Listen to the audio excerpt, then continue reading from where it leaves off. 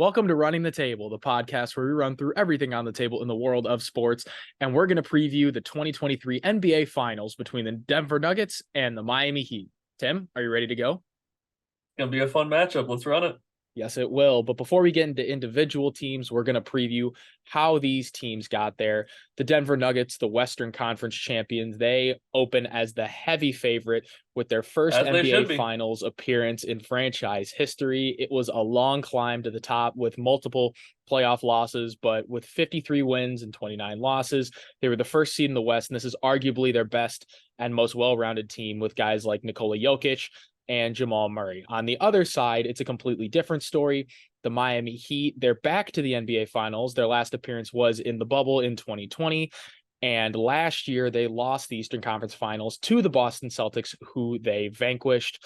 They took a very interesting road to get here with 44 wins and 38 losses. They were the 8th seed in the East, had to play multiple play-in games, but went through Lost the first one too. Yeah, but they went through the number 1 seed Bucks and the number 2 seed Celtics to reach this point. So for individual teams, we're going to start with the Denver Nuggets. What is some of their important keys for the finals? Well, the first thing for them, I think, is their offensive weapons. The big thing for them is they can score in a lot of different places. Obviously, we know just how well both Jamal Murray and Nikola Jokic played during the Western Conference Finals and how they scored the ball. But it's the guys around them, guys like Michael Porter Jr. and even guys like KCP and Bruce Brown step up with multiple games of 10 plus points and providing good scoring across the board, as well as good shooting. The big thing for them is they also shot the ball from three very well, which is what really put them over the top against that Lakers team. They have one of the most dominant offensive scoring teams in the league. And where they match the Heat, we talked about in the Eastern Conference Finals recap, the depth of the Heat. The Nuggets are one of the few teams that can match their depth. They have quality rotation players with guys like Kentavious Caldwell-Pope, Bruce Brown, Jeff Green, Christian Braun. They have guys that can step up and match the Heat's depth. That's what gets you here. I mean, the stars are great, but if you do not have a well-rounded team of guys that can step up when they need to, especially when your stars aren't necessarily playing their best game. I mean, obviously we've seen some incredible performances game in and game out from a lot of these stars, but you're going to have your off nights at times, or at least times where you're not, putting up 35. And you need those teams, those guys around you to be able to essentially pick up the slack. But the one thing, especially for the Nuggets, is I really like how their offense matches up against Miami's defense, at least in individual matchups territory, especially for Nikola Jokic. For the Miami Heat, they run rather small, and we saw what Nikola Jokic was able to do against a lot of, pretty significant size, or at least you talk about a defensive player like Anthony Davis. For the Lakers, the Heat don't really have that defensive stopper of that size to be able to battle Jokic. And they struggled a little bit in the post or just down low in general, both offensively and defensively, against Al Horford. That is the Miami Heat did. So I think it's going to be really interesting to see how they try to match up for that. But Jokic, I mean, we've seen just how much he can score, but he has the opportunity to really feast if he starts, if he picks up right where he left off in the Western Conference Finals. Yeah, that's going to be one of the key matchups that we're going to highlight a little later. Nikola Jokic versus Bam Adebayo, who's probably going to get the matchup. One of the things that I want to talk about is the rest time, which has been so huge for the Denver Nuggets. They had quite a time off. They kind of just got to sit back, regroup, heal up. Any bumps and bruises that they had, they'll be full steam ahead. Yeah, the conference finals on each side, you can see the difference in it. The Nuggets made quick work of the LA Lakers, sweeping them in 4 games. So while the Celtics were giving the Heat 7 games, the Nuggets were just resting at home. So they took that time to do whatever they need to do to get ready for the finals, and they should be very well rested. Hey, I mean, they should. One of the things that we have seen, though, is occasionally when you have this much time off, I mean, it can go both ways. It can bode well for you in the terms of getting your guys healthy and everybody's going to be back full strength to come back. But I mean, obviously they're practicing, but it's been quite a few days since they had their last game. You could have a little bit of rust. The one thing about that the Heat will have is obviously getting tired a little bit, but if you can just manage to keep the ball rolling with where you're at and try to keep that consistency of, you're playing every couple of days, obviously it can get tough, but there's something to be said about that consistency that could help them. But one of the things, at least on the Nuggets side, or it's interesting to see how they will handle it.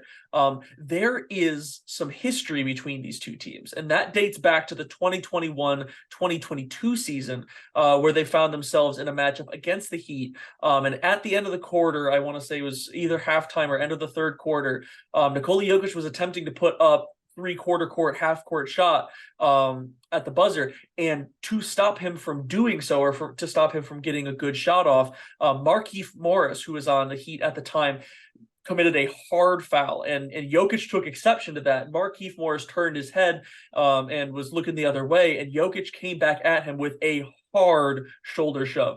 And, maybe Markieff Morris sold it a little bit, but he went flying. Part of it was he definitely didn't see it coming, but he was, down for quite a while. Obviously, all the Heat teammates came to defend him. Nikola Jokic ended up ejected, and after the game, Jimmy Butler, knowing him, he had some choice words for Jokic even on the floor there. But after the game, some of the Heat team members went in the back hallways and attempted to meet Jokic outside the Nuggets locker room. The definition of "catch me outside." And it spawned a absolutely iconic picture of them essentially peering through the back hallways, being stopped from getting there because they did not want to let those teams intersect after that game. But it's going to be interesting to see how that's handled. It was a little while ago now, but there's definitely some beef roiling here. There's some bad blood, the beef, the history. I don't think it'll play too much of a factor in these NBA finals. I'm sure both teams just want to get right to basketball. Especially because Markieff Morris isn't around. He's a pretty significant instigator. Pretty big cog in that. And he's no longer a part of this situation here. So. Shouldn't be too much a factor, but it is something to note. And with that, let's go to the other side and talk about the Miami Heat, what they're made of. We talked about them a lot in the Eastern Conference Finals recap video with Jimmy Butler, him being absolutely himmy. He is the big name superstar, but what makes the Heat special is the rotation and the depth guys such as Caleb Martin, Gabe Vincent, Duncan Robinson. Like, we've talked about them at length. It's just not our first time mentioning that for the Heat, and that's pretty much how they click. But to kind of highlight that matchup, Nikola Jokic versus Bam Adebayo, that's going to be the big matchup problem for the Heat. What big man is going to match up with Jokic? How are they going to defend him? Whether it be Bam or, God forbid, Kevin Love. I mean, at least with Bam, he's had trouble on defense and on offense. Like, he couldn't match up very well with a guy like Al Horford. So Nikola Jokic, who's a multiple-time MVP and one of the best players on the planet, it's going to be a matchup nightmare. Yeah, I personally think Bam is going to have a problem a little bit on both sides of the floor. The main reason why Bam Adebayo was still able to score a decent amount, he didn't score that great in the conference finals, but he was able to put up some decent numbers. The main reason is he was able to use his speed and athleticism to go around Al Horford.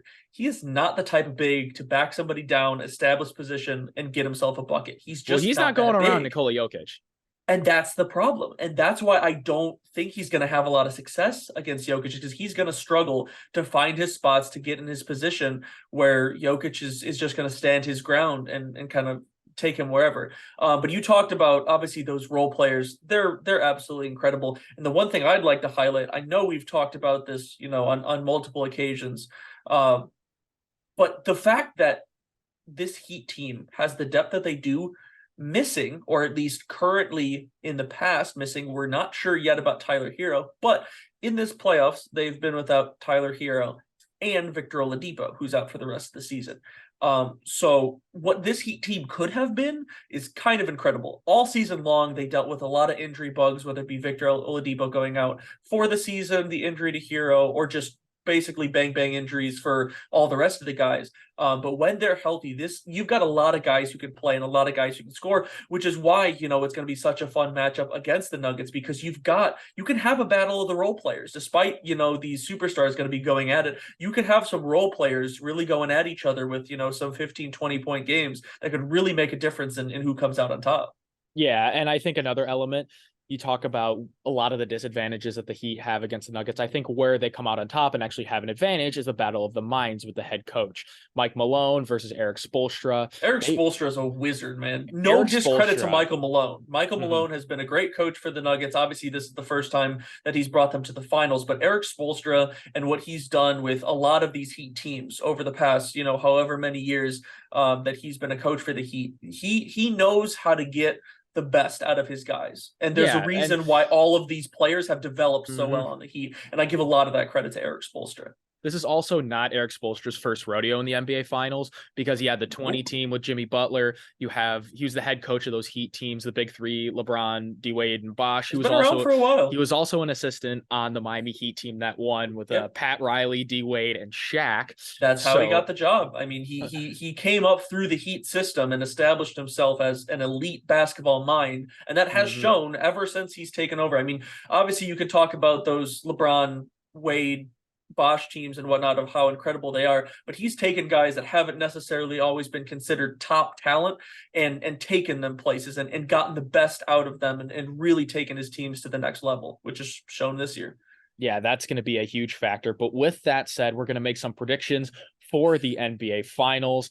Tim, who do you got winning, and in how many games? Oh man, I mean, it's tough because I love this Miami Heat team and what they've been able to do, but there's too much that goes in the Nuggets' favor for me. You talk about offensive, defensive, you talk about individual matchups, their scoring.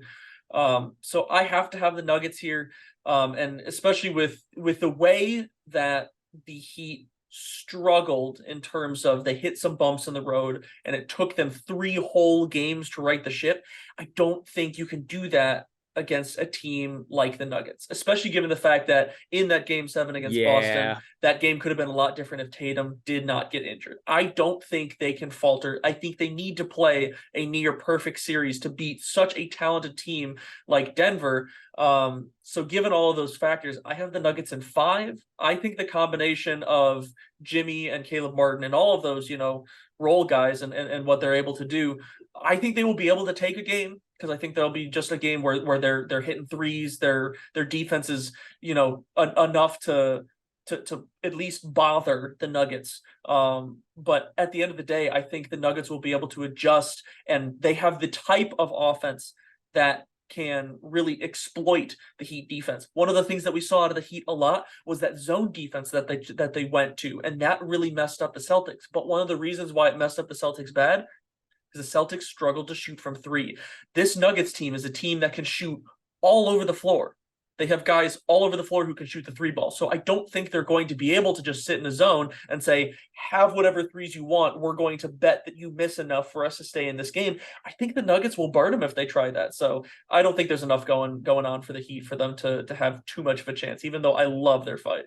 Yeah, and for me, I'm just going to keep it short and simple. All of the factors that you and I both mentioned earlier, this is a true David and Goliath story, and most of the time, David usually wins. Like, most of the time, the Death Star typically blows up your planet and moves right on to the next one. The dominance of the Nuggets, they've been showcased all season. The Heat are going to be running on fumes and just horrible on-court matchups. You have the Nuggets in 5. I'm predicting a sweep. I got the Nuggets in 4. Final sweep would be tough. Would be tough for their first NBA championship. It happens. That's the thing. They right now they are playing that good of basketball. And when you have a team playing that well against a team that obviously had a really hard fought battle, had some bumps in the road, still has to figure out essentially how they're going to bring that consistent fire that they saw in those first 3 games of the conference finals. There's too much in my mind to really give it too much merit. We'll see how it plays out, but that's all we got for our NBA Finals preview. Let us know who you got. If you got the Nuggets or if you have the underdog Heat, let us know in the comments. But if you want to watch our other stuff, we recapped both of the conference finals in the NBA. So if you haven't watched those, go watch those and go watch our other stuff on the channel. We have so much stuff for you, whether it be MLB, NFL, NBA, college basketball, and anything else you guys want. So you name it, we got it. If you want more from us, like and subscribe. Until next time, we out. That's going to be some flame boiled beef. That sounds disgusting. Barbecue chicken alert. Jimmy may be Himmy, but Jamal is that guy.